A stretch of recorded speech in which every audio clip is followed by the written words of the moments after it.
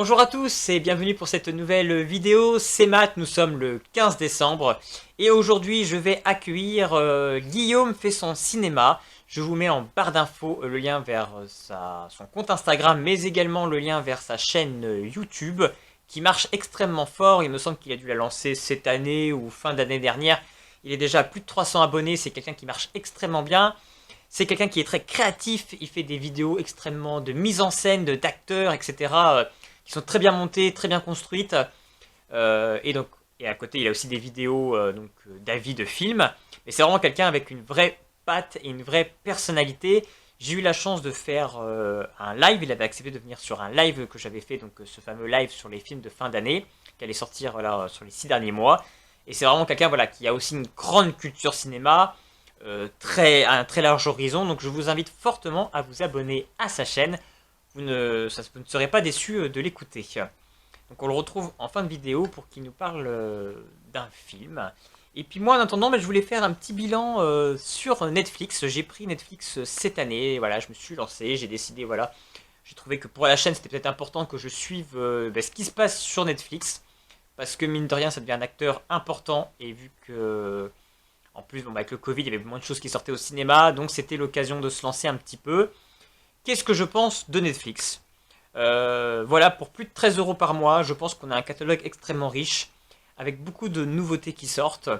Au niveau, donc je trouve qu'on n'est pas déçu. Il en vaut largement l'argent, vraiment, il a le catalogue extrêmement riche. Il a la majorité des séries que j'ai envie de suivre, donc je pense que là-dessus je vais faire des économies au niveau d'achat de DVD parce que je vais avoir beaucoup de séries qui m'intéressaient et que je vais pouvoir découvrir via Netflix. Il faut juste trouver le temps, mais là-dessus, voilà, le catalogue il est là. Leur production aussi, en termes de séries, je trouve, est plutôt bonne. Bien sûr, j'ai pas vu encore pour le moment grand chose, mais le peu que j'ai vu, je trouve qu'il y a une bonne conception de série.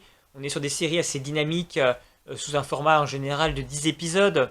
Donc c'est vrai qu'on est que dans des épisodes qui nous apportent des choses à l'intrigue, qui vont assez vite. On n'est pas sur ces séries télé un petit peu à la rallonge avec une vingtaine d'épisodes où des fois c'est un petit peu redondant. Là on a quelque chose de très dynamique, avec une vraie histoire, et limite voilà, c'est extrêmement prenant. Donc au niveau série, je trouve que c'est très bon.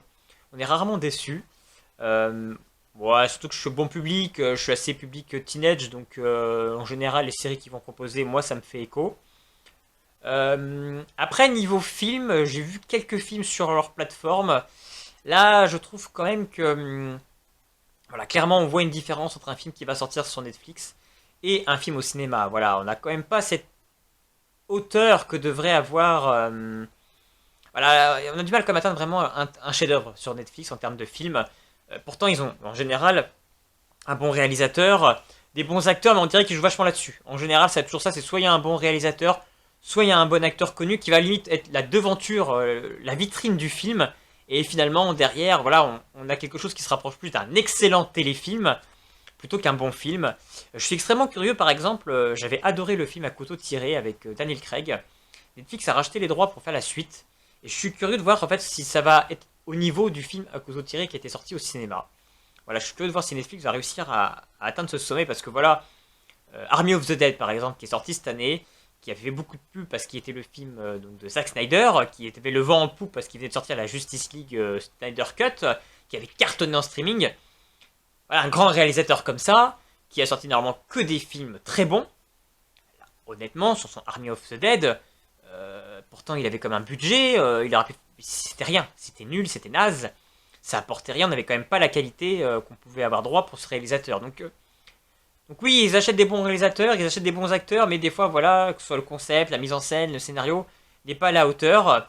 Red Notice, par contre, avec The Rock, Ryan Reynolds, Gal Gadot, était par contre lui plutôt bon, moi je trouve qu'il était plutôt bien réussi.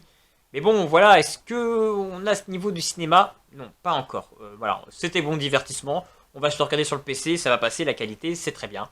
Mais c'est vrai que niveau film, pour le moment, j'ai pas forcément été la jouissance que j'aurais aimé par rapport à ça. Mais niveau série télé, ils sont extrêmement bons. Et voilà, je ne suis pas déçu de mon abonnement avec Netflix. Donc vous n'hésitez pas à me dire en commentaire vous aussi ce que vous en pensez, si vous aimez Netflix, si vous n'aimez pas, si vous êtes abonné.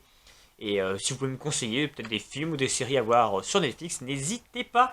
Et donc je laisse la place à Guillaume fait son cinéma pour sa chronique cinéma justement. Et nous on se dit à demain. Amis du cinéma! Amis du cinéma, bonsoir. Ce soir, exceptionnellement, je vais vous montrer ma tête!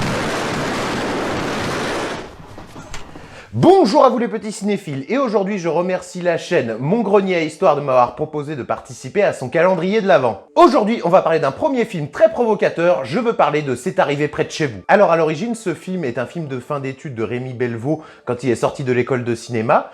Par la suite, en fait, certaines scènes qui avaient été supprimées ont été rajoutées et plusieurs reshoots ont été ajoutés au film pour pouvoir l'exploiter en salle. Dans le rôle principal, on retrouve l'acteur Benoît Poelvoorde dont c'est le premier film et qui est alors aux prémices de sa carrière d'acteur. Et alors, de quoi ça parle? Le film met en scène une équipe d'apprentis réalisateurs qui va réaliser un documentaire sur Ben, un homme qui a la particularité de gagner sa vie en tuant des gens. Et j'adore tout simplement ce film parce que tu vois que t'es dans un film de genre complètement fauché, mais diablement efficace. Déjà, par manque de moyens, le film a été tourné en noir et blanc et la plupart des acteurs qui ont participé au film n'ont même pas été payés, c'est pour dire. Et on est clairement en fait dans un film qui est un faux documentaire, c'est pour ça que beaucoup de scènes sont volontairement mal filmées, on a beaucoup de plans de caméra à l'épaule. Et ce qui est marrant, c'est qu'en fait, il y a des fois Benoît Poelvoorde parle à la caméra, mais il n'y a pas de son parce qu'évidemment, vu que c'est au milieu d'une fusillade, le preneur de son est caché de l'autre côté.